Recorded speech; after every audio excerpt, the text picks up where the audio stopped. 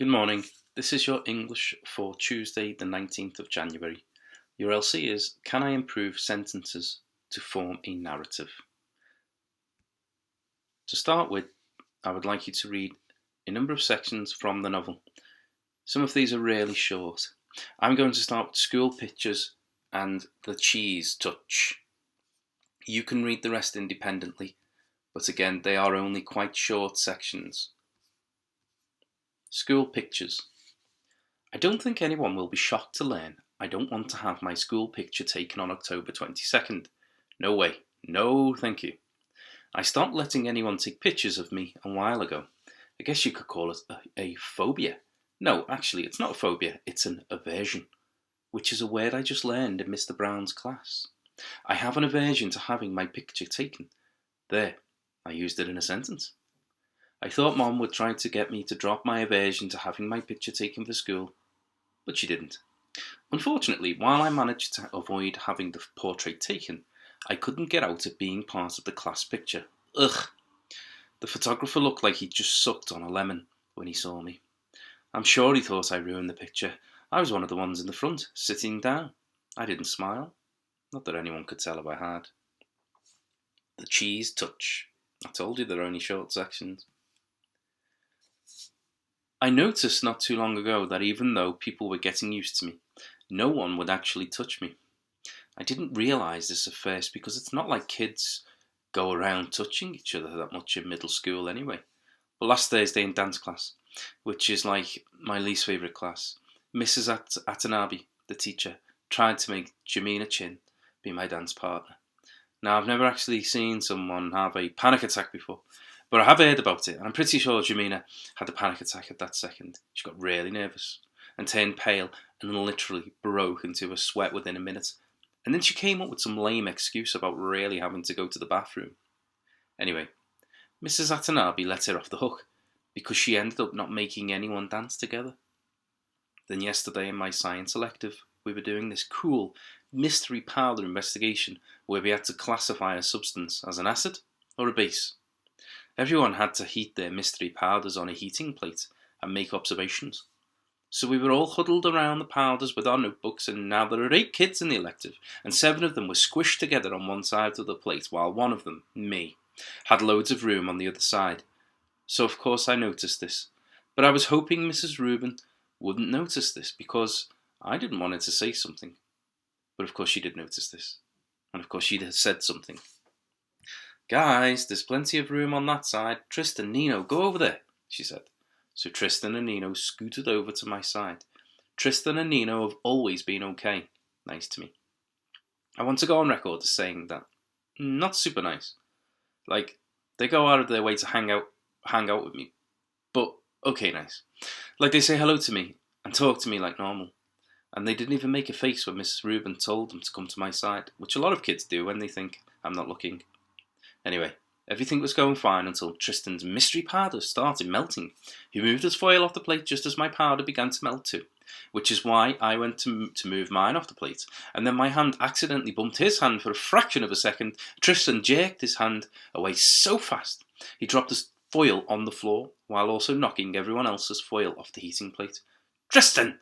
yelled Miss Rubin, but Tristan didn't even care about the spilled powder on the floor, or that he ruined the experiment. What he was most concerned about was getting to the lab sink to wash his hands as fast as possible.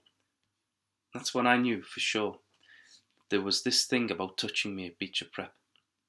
I think it's like the cheese touch in Diary of a Wimpy Kid. The kids in that story were afraid they'd catch the cooties if they touched the old mouldy cheese on the basketball court. At Beecher Prep, I'm the old mouldy cheese. So today we're going to improve some boring sentences. So here we have our basic sentence. The room was empty and cold. Describes the room. It's not very interesting, is it? Well, we could add or change the vocabulary to heighten the impact on the reader. The room was a hollow hole laced with ice. So we swapped out empty for a hollow hole. Got some alliteration in there. Sounds interesting. And swapped out cold, which everybody knows and uses, overuses should we say. I swapped that for laced with ice. Already the sentence has improved. The room was a hollow hole laced with ice. Let's go a step further and add a relative clause. The room, which was next to the playground, was a hollow hole laced with ice. Now we're taking it to the higher level of Year 5 and Year 6 writing. What about using the word forlorn? The room, which was next to the playground, was a hollow hole laced with ice. The stools somehow looked abandoned and forlorn. Maybe you could find out the meaning of the word forlorn using an online dictionary. We could even change how the sentence starts, perhaps even use a colon, skill which we've been looking at recently. Fear came over me. Well, why did fear come over me? Well, the room, which was next to the playground, was a hollow hole laced with ice. The stools somehow looked abandoned and forlorn. Think about where we started. The room was empty and cold. And think about where we've ended. Look at the improvements. It's exactly what you're going to do today. Have a go at this one. The hall was busy and hot. Now pause the video wherever you need to so that you can improve the sentences.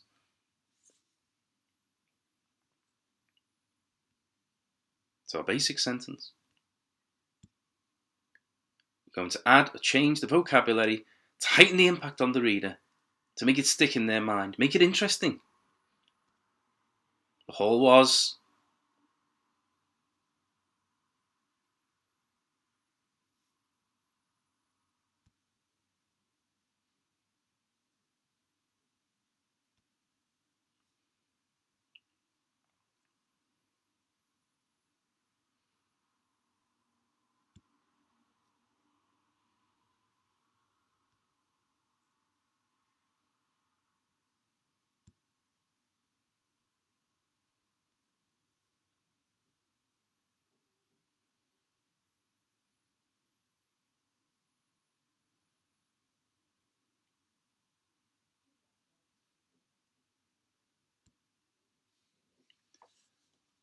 Now that you've done that, have a go at some of these sentences.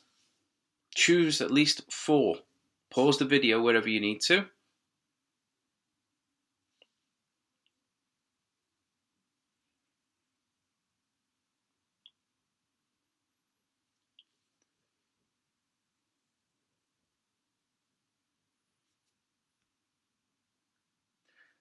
Now you can choose your challenge here. In style 1, you could start off with your basic sentence. Add or change the vocabulary. Add the relative clause. Use an exciting word. Now it says from the board here, now of course that would be if we were in class.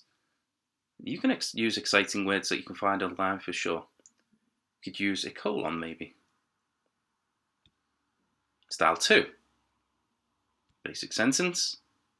Add or change the vocabulary. Add the word and. You might use a simile.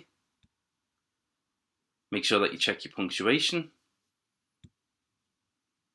Style 3. You might start off with your basic sentence. You might add or change the vocabulary to heighten the impact on the reader. We should all be doing that today anyway.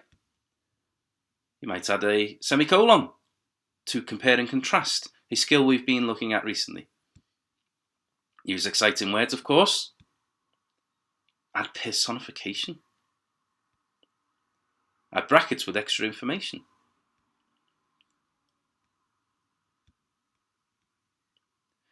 You might add commas. You might use a metaphor or a simile, perhaps even both, in front of the verbials to start your sentence.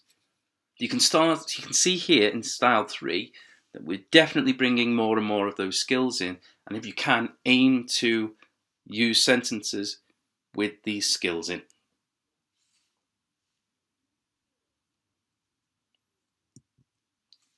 Rewind the video wherever you need to and pause wherever you need to. I'm here to help you and support you with anything that you need. Try and use and show off all those skills that you've been learning recently, particularly around punctuation in the past couple of weeks. Until our next video, goodbye.